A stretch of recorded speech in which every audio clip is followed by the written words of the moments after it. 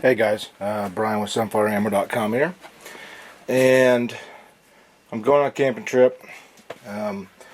We've kind of been waiting until it cooled off a little bit. We didn't want to go in the heat of summer, but I'm going about a month later than I had planned, so the trip will be the end of October versus the end of September, so it'll be a little cooler than I'd planned. But to mix things up a little bit, I decided to pack a small hydration pack or day pack and pack it how I would if I was going to go out hiking for a day trip and stay out overnight with that. So that means no tent, but I usually don't camp with a tent. But that means no sleeping bag, minimal food and water.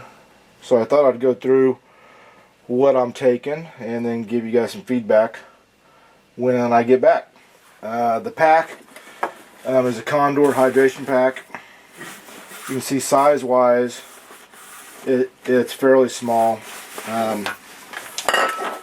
Padded shoulder straps, padded and ventilated back. The hydration pack, which comes with it, or the hydration bladder, goes in there.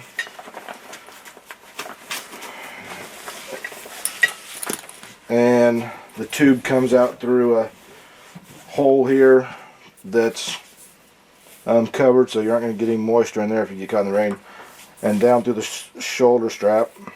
On the front here, I have a Brunton ball compass, which is pretty slick because it's pretty easy to get your direction on wherever it is. It just has a little pin that clips on. I got a Fox 40 classic whistle. I kind of alternate on whistles because we carry a few of them. So I hadn't tried out this Fox yet, so I'm taking it out. And the hydration pack itself, it has a main compartment here, which is decent size. It's not huge, but you'll see here it unzips to expand, so I have it expanded because I'm going to have it at its max for a day trip. And then it has a smaller pouch here on front with a hook to hold your keys, and a couple of net pouches on the back here for smaller items. And then you have your MOLLE webbing here on the front.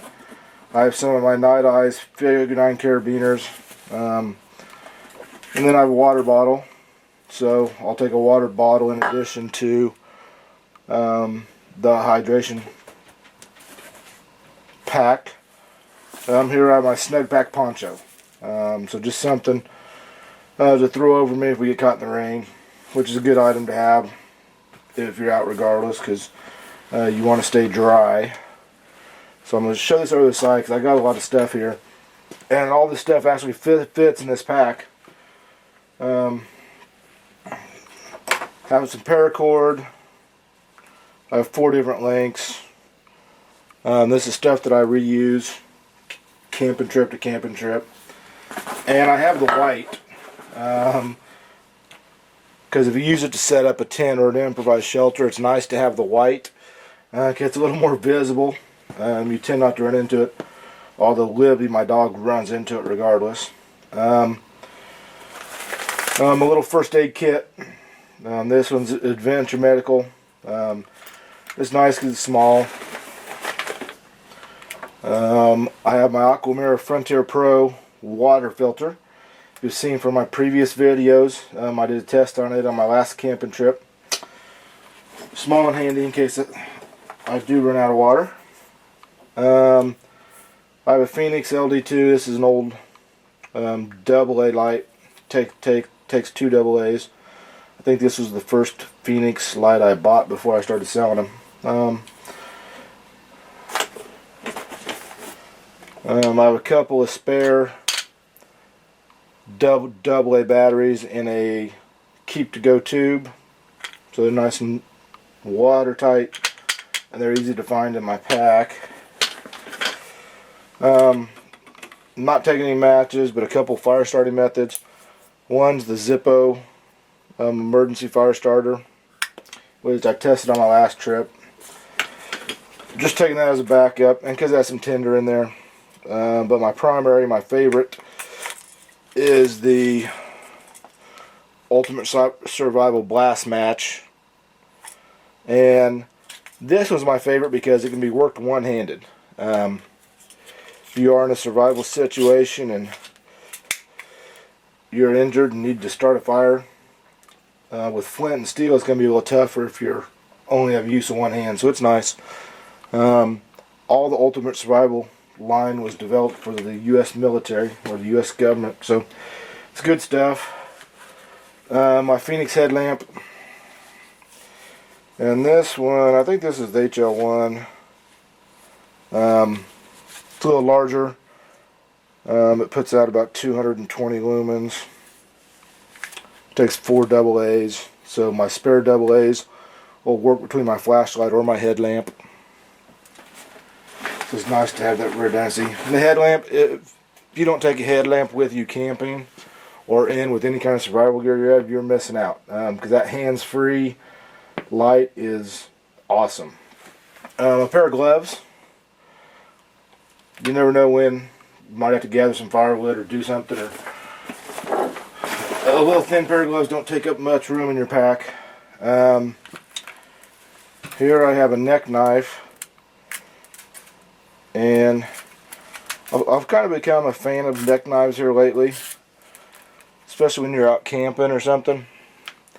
They're really handy. But this is the Boker Vox Gnome, and the Vox, and I'm going to butcher his name. The Vox line of knives at Boker are all off of Jesper Voxenay's designs. I think he's Swedish. He has some awesome knives out there. Like I said, this one's the Gnome. It is sharp as all get out. Nice sculpture, nice micarta handles here. I added the paracord lanyard. Just add some visibility and a little extra to grip. Comes with this Kydex neck sheath. It's a pretty reasonably priced knife. If you look at the spine of the knife there, you can see how thick this knife is. You see the top of the blade there. It's a stout little knife. So we'll see how it works out in the field. I've kind of been playing with it here lately. My old trusty Cold Steel Bushman. I love this as a camp / survival knife because you have some paracord storage there. Some people store stuff in the handle, but it's an inexpensive knife, so I don't care if I tear it up. And this Cold Steel knife holds a pretty good edge. The next item, and kind of my main goal on this camping trip, since I'm simulating my pack out or what I would pack for a day trip, I'm not going to have a sleeping bag, so I'm going to stay all night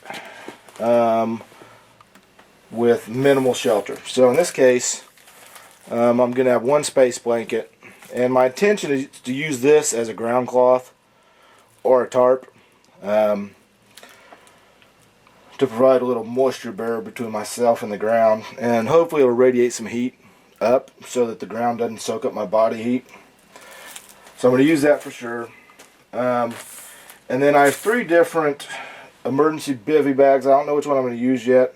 I have the ProForce emergency survival bag, and it's made out of the same or similar material as the space blanket, but it's shaped in a bag. It's formed into a bag so that you can get into it, and I think that provides a huge advantage if you're having to get caught out overnight. Instead of trying to hold a blanket around yourself and try to retain your body heat, that way you can get in this bag. I'd say the only downfall on this bag compared to the next one we're going to look at, which is pretty similar, is it just comes in this plastic bag like this. So if you put in your pack this Mylar, it's pretty tough until you get it punctured, so you definitely don't want to get this punctured before you need to use it. Where we go, the next one, the Adventure Medical Emergency Bivy. Like I said, it's pretty similar to the Pro-Force bag, except it comes in its own little nylon carry bag. Both of these say that they reflect about 90% of your body heat. So I think I'll be sleeping in the emergency bivy. I think that's the one I'm going to try out and actually sleep overnight in it. And temperatures forecasted to be in the low 40s, and I don't know what the wind chill will be. So it'll be a good test. The last one is the Adventure Medical Thermal Bivy, and it's a little heavier duty. It's actually made for multiple uses, whereas these two, you might get more than one use out of them. It just depends on what you're laying on and how rough you are with the bag. But like I said, the thermal bivy, it's a little larger. It takes up a little more space, but it's actually made for multiple uses, and you can use it as a summer sleeping bag if you want to. And it reflects 80% of your body heat. And whereas these bags, like I said, are space blanket material, this bag is made of a Tyvek type material with some coatings, and it's a couple layers because it has 2 plies. So I think it breathes a little bit, whereas these two don't. So we'll see how they work. So I will do a post-camping trip, or I'll try to shoot some vid during the camping trip, and then I'll probably splice some comments onto that and let you know how it worked out in the field.